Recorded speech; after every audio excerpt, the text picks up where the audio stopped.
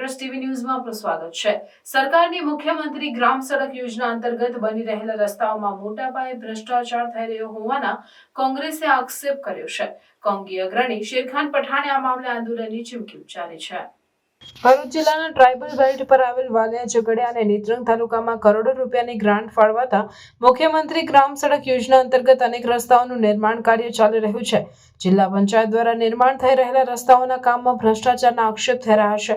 કોંગી અગ્રણી શેરખાન પઠાણે જણાવ્યું કે વાલિયા તાલુકાના ભમાડિયા નજીક રસ્તામાં મેટલિંગ વગર રસ્તો બનાવી દેવાયો છે। આ ઉપરાંત સ્લેબ ડ્રેનના કામમાં પણ ખાયકી થઈ હોવાના આરોપ મુકાયા છે। ટ્રાઇબલ બેલ્ટના અંતરિયાળ રસ્તાઓના કામમાં ભ્રષ્ટાચાર ન અટકે તો આંદોલનની ચીમકી પણ ઉચ્ચારવામાં આવી છે। બીજી તરફ આ આક્ષેપો સામે હજુ જિલ્લા પંચાયતના શાસકો તરફથી કોઈ નિવેદન સામે આવ્યું નથી। રિપોર્ટર વિજય વસાવા, નેત્રંગ। ભરૂચ જિલ્લામાં જિલ્લા પંચાયત હસ્તકના રોડ, ડામરના રોડ હોય, સીસી રસ્તા હોય કે સ્લેબ ડ્રેન પાઇપ નાળાઓના કામ હાલમાં સરકારની કરોડો રૂપિયાની ગ્રાન્ટ દ્વારા કરવામાં આવી રહ્યા છે।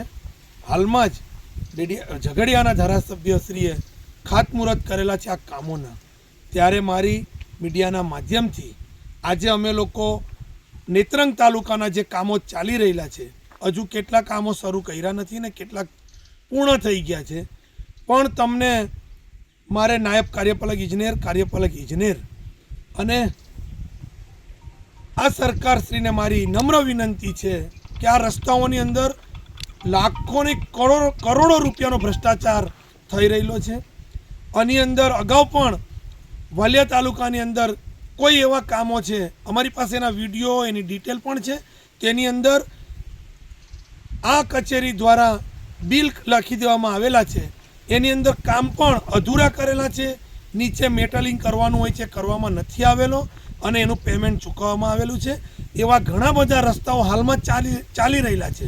હમણાં અમે લોકો ધોલેખામથી ઢેબાર ને ઢેબારથી કાકરપાડાનો જે રસ્તો છે એની ઉપર અમે લોકો આવ્યા છે ને આખા નેત્રંગ તાલુકાના તમામ રસ્તાઓના કામ ચાલી રહેલા છે, પણ 100% તમામ રસ્તાઓની ઉપર 100% ભ્રષ્ટાચાર થઈ રહેલો છે। કામોમાં ખૂબ મોટા પ્રમાણે ગેરરીતિ થઈ રહેલી છે।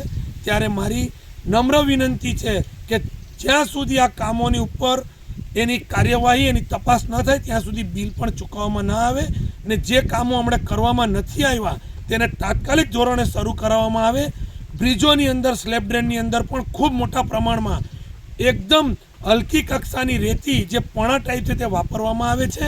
નેત્રંગ તાલુકામાં કોન્ટ્રાક્ટરો કેવી ચોટલિયા હોય, ડાયમા કન્સ્ટ્રક્શન હોય, એમજી જૈન હોય, સતીશ ચોટલિયા કે અનિલ સાપરિયા, આવા ઘણા, અનિલભાઈ કરીને બ્રહ્માણીવાળા, આવા ઘણા બધા કોન્ટ્રાક્ટરો આ નેત્રંગ તાલુકાની અંદર કામ કરી રહેલા છે।